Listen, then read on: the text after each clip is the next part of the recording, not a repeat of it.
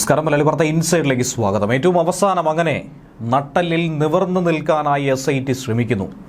പല രീതിയിൽ പലരും കൂച്ചുവിലങ്ങിടാൻ ശ്രമിക്കുന്ന SIT ആ വിലങ്ങുതടികളൊക്കെ തന്നെ പൊട്ടിച്ച് ആ ബന്ധനത്തിൽ നിന്നും പുറത്തു കടന്ന് യഥാർത്ഥ പ്രതികളിലേക്ക് നീങ്ങുന്നു എന്ന് വേണം മനസ്സിലാക്കാൻ. ഹൈക്കോടതിയുടെ ശക്തമായ താക്കീതും പിൻബലവും ഒരേ സമയം തന്നെ ലഭിക്കുമ്പോൾ SITക്ക് ഇനി മറ്റ് നിർവാഹമൊന്നും തന്നെ ഇല്ല എന്നുള്ളത് യാഥാർത്ഥ്യമാണ്. മറുഭാഗത്താകട്ടെ കോടതിയിൽ CBI അന്വേഷണത്തിനുള്ള എല്ലാ താല്പര്യവും പ്രകടിപ്പിച്ച് രംഗത്ത് നിൽക്കുകയാണ്. SITയുടെ അനുവാദം കിട്ടിയാൽ അത് അവിടെ വെച്ച് ആരംഭിക്കാനായിരിക്കുന്നു. SIT എന്തായിരുന്നാലും അനുവാദം നൽകില്ല എന്നുള്ളത് യാഥാർത്ഥ്യമാണ്. പ്രത്യേകിച്ച് ഈ അന്വേഷണം ഈ ഘട്ടത്തിലൂടെ കടന്നു പോകുമ്പോൾ അതിനു മുന്നേ തന്നെ ഈ സമയപരിധി ജനുവരിയിൽ അവസാനിക്കും മുന്നേ തന്നെ വ്യക്തമായി പ്രതികളിലേക്ക് എത്തിച്ചേരുകയും യഥാർത്ഥ പ്രതികളുടെ സൂചനയെങ്കിലും തങ്ങൾക്ക് നൽകാൻ കഴിയണമെന്നുള്ള ഒരൊറ്റ ഉദ്ദേശം മാത്രമാണ് SITക്ക് മുന്നിലുള്ളത്. ഹൈക്കോടതി ഉത്തരവിന്റെ ആ ഒരൊറ്റ പിൻബലത്തിൽ SIT കളം നിറഞ്ഞാടുകയാണ്. ഉന്നതരിലേക്കൊക്കെ തന്നെ ദൈവതുല്യരിലേക്കൊക്കെ തന്നെ എത്തിച്ചേരുന്നു. ഈ ഘട്ടത്തിൽ വേണം മറ്റൊരു കാര്യം കൂടി മനസ്സിലാക്കേണ്ടത്. പത്മകുമാർ നിരവധി സൂചനകൾ ഇന്ന് പുറത്തുവിട്ടിരിക്കുകയാണ്. കടകംപള്ളി സുരേന്ദ്രൻ അടക്കം നിരവധി ആളുകളെ ചോദ്യം ചെയ്തിരിക്കുന്നു. വിജയകുമാർ വരെയുള്ളവരെ അറസ്റ്റ് ചെയ്തിരിക്കുന്നു. ഈ സാഹചര്യത്തിലാണ് വ്യക്തമായ സൂചന പത്മകുമാർ നൽകുന്നത്. ഇനിയിപ്പോൾ എന്ത് തന്നെ സംഭവിച്ചാലും അതെല്ലാം തന്നെ അയ്യപ്പൻ നോക്കിക്കോളുമെന്നാണ് പത്മകുമാർ പറയുന്നത്. ഇത്രയും അന്വേഷണം ഇതുവരെയും കൊണ്ടെത്തിച്ചത് ശബരിമല ശ്രീധർമ്മശാസ്താവാണെന്നുള്ള വിശ്വാസം എവരുടെയും മനസ്സിലുണ്ട്. ഹൈക്കോടതി മുഖേന അത്തരത്തിലുള്ള നീക്കങ്ങൾ അദ്ദേഹം നടത്തിപ്പോന്നു എന്ന് തന്നെയാണ് ഭക്തരായിട്ടുള്ള ലക്ഷക്കണക്കിന് ആളുകൾ വിശ്വസിക്കുന്നത്. ശബരിമല സ്വർണ്ണക്കൊള്ളക്കേസിൽ റിമാൻഡ് കാലാവധി അവസാനിച്ചതിനെ തുടർന്ന് ഇന്ന് കൊല്ലം വിജിലൻസ് കോടതിയിൽ പത്മകുമാറിനെ എത്തിച്ചിരുന്നു. ആ ഘട്ടത്തിലാണ് ഇത്രയും നോക്കിയെങ്കിൽ ഇനി മുന്നോട്ടും അയ്യപ്പൻ തന്നെ ഇതെല്ലാം നോക്കുമെന്നുള്ള തുറന്നു പറച്ചിൽ പത്മകുമാർ നടത്തിയത്. അദ്ദേഹത്തിന്റെ പ്രതികരണത്തിനുള്ളിൽ ഒരുപാട് അർത്ഥതലങ്ങൾ ഒളിപ്പിച്ചു വെച്ചിരിക്കുന്നുവെന്ന് വേണം മനസ്സിലാക്കാൻ. കോടതി ഇന്നാകട്ടെ വീണ്ടും 14 ദിവസത്തേക്കാണ് പത്മകുമാറിനെ റിമാൻഡ് ചെയ്തിരിക്കുന്നത്. ദൈവതുല്യരായ പലരും പിന്നിലുണ്ട് എന്ന് പറഞ്ഞിരുന്നു. ആരാണത് എന്ന ചോദ്യത്തിന് അവരൊന്നും വേട്ടനായ്ക്കളല്ല എന്നുള്ള മറുപടി പറഞ്ഞാണ് പത്മകുമാർ അവസാനിപ്പിച്ചത്. പ്രതികളെല്ലാം പത്മകുമാറിന്റെ പേരാണ് പറഞ്ഞിരിക്കുന്നത് എന്നുള്ള ഒരു സൂചന കൂടി പത്മകുമാറിന് കൊടുത്തപ്പോൾ അതൊക്കെ ഇനി അയ്യപ്പൻ നോക്കിക്കോളുമെന്നാണ് പത്മകുമാറിന്റെ മറുപടി. ഇനി കടകംപള്ളി സുരേന്ദ്രനാണോ ഈ പറഞ്ഞ ദൈവതുല്യൻ എന്ന ചോദ്യം ഉന്നയിച്ചപ്പോൾ ശവന്തീനികളല്ലെന്നായിരുന്നു അതിനുള്ള ഉത്തരവും. റിമാൻഡ് കാലാവധി അവസാനിച്ചതിനെ തുടർന്ന് ചൊവ്വാഴ്ച കൊല്ലം വിജിലൻസ് കോടതിയിൽ എത്തിച്ചപ്പോഴാണ് പത്മകുമാർ അവിടെയും ഇവിടെയും തൊടാതെ കുറിക്കുകൊള്ളുന്ന മറുപടി പറഞ്ഞുകൊണ്ട് കാര്യങ്ങൾ ബോധ്യപ്പെടുത്തിയത്. 40 ദിവസം പിന്നിട്ടിരിക്കുന്നു പത്മകുമാർ ജയിലിലായിട്ട്. പലവിധ കാര്യങ്ങൾ ഉന്നയിച്ചിട്ട് പോലും ഇതുവരെയും പുറത്തുവിടാനായി കോടതി തയ്യാറാകുന്നില്ല.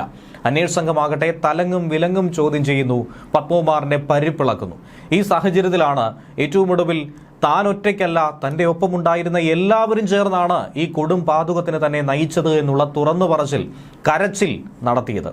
എന്നാൽ കോടതിയാകട്ടെ ഇതിൽ ഒരു തരത്തിലുള്ള ദയാദാക്ഷിണ്യവും ഈ മുതലക്കണ്ണീരിന് മുന്നിൽ കാട്ടിയില്ല എന്ന് സാരം. കേസ് പരിഗണിച്ച കോടതി 14 ദിവസം കൂടി അകത്ത് കിടക്കട്ടെ, റിമാൻഡ് ചെയ്തു എന്ന് തന്നെയാണ് വ്യക്തമാക്കുന്നത്.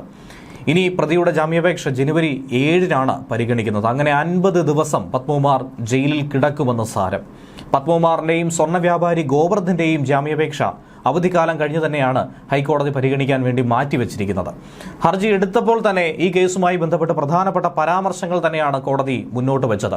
കേസിൽ പ്രത്യേക അന്വേഷണ സംഘത്തിനുള്ള വിമർശനം ഉന്നയിച്ചുകൊണ്ട് തന്നെയാണ് മുന്നോട്ട് പോയതും.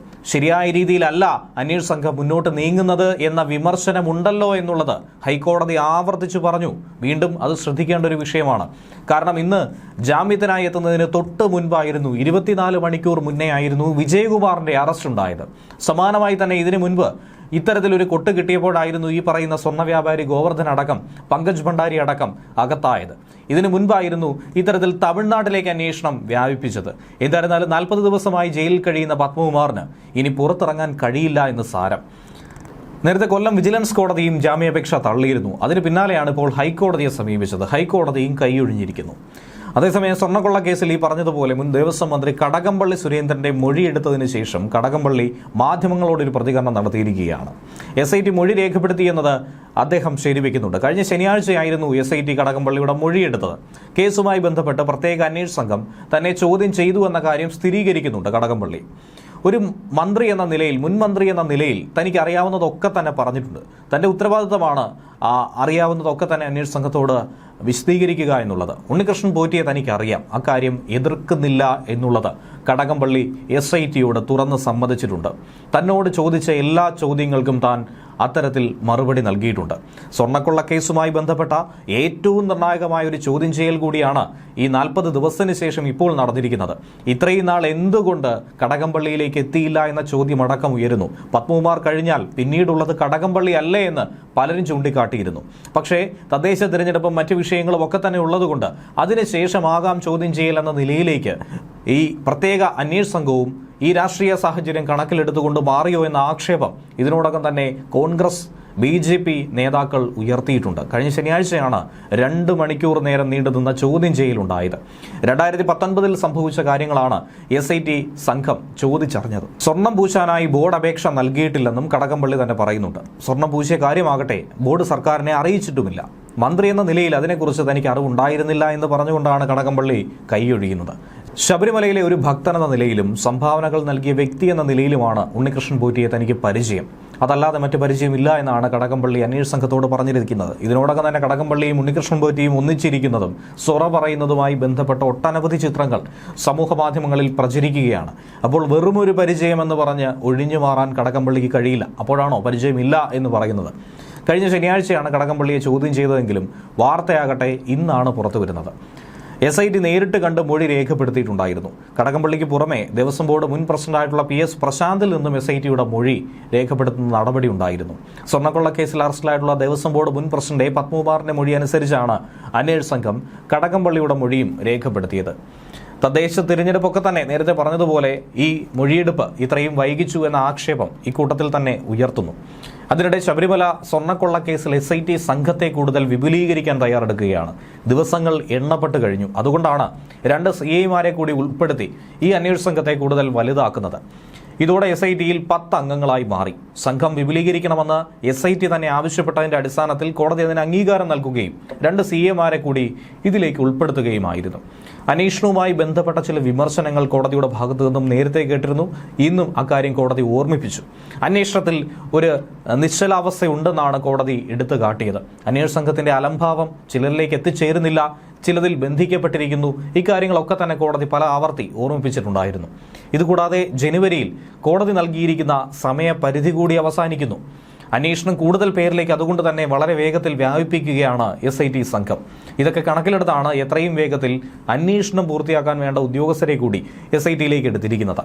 ശബരിമല സ്വർണ്ണക്കൊള്ളയിൽ D മണി SITക്ക് മുന്നിൽ ഇന്ന് ഹാജരാവുകയും ചെയ്തിട്ടുണ്ട്.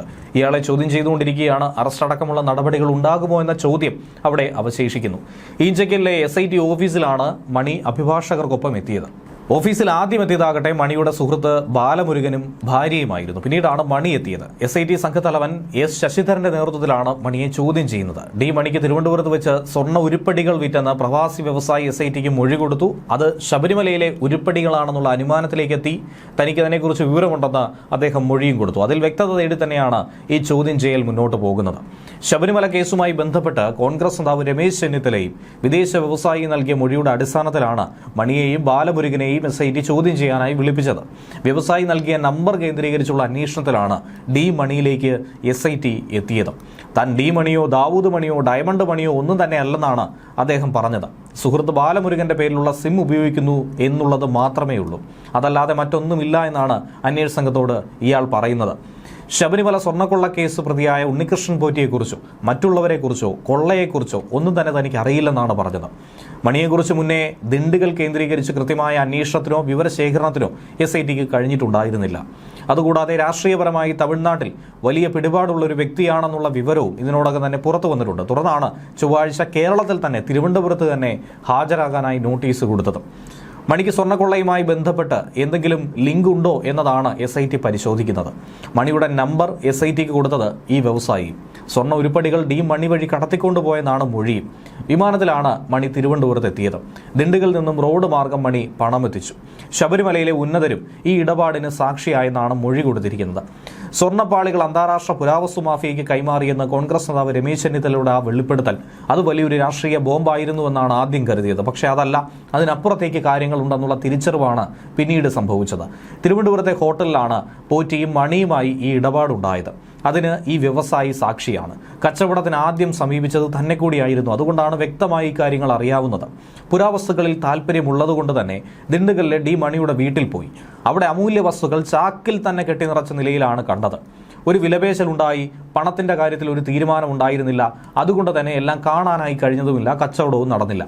ലോക കച്ചവടക്കാർക്കിടയിൽ മണി അറിയപ്പെടുന്നത് ദാവൂദ് മണിയെന്നാണ് വിവാദ വ്യവസായി മൊഴി കൊടുത്തിരിക്കുന്നത്.